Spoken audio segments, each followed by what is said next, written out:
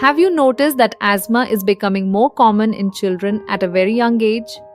Many children start with frequent cough or repeated cold.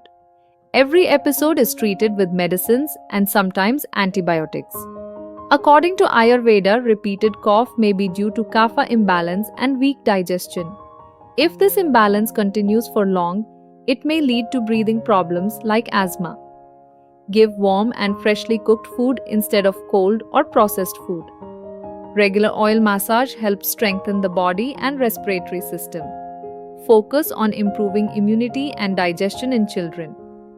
Early care can help protect children from long-term respiratory problems.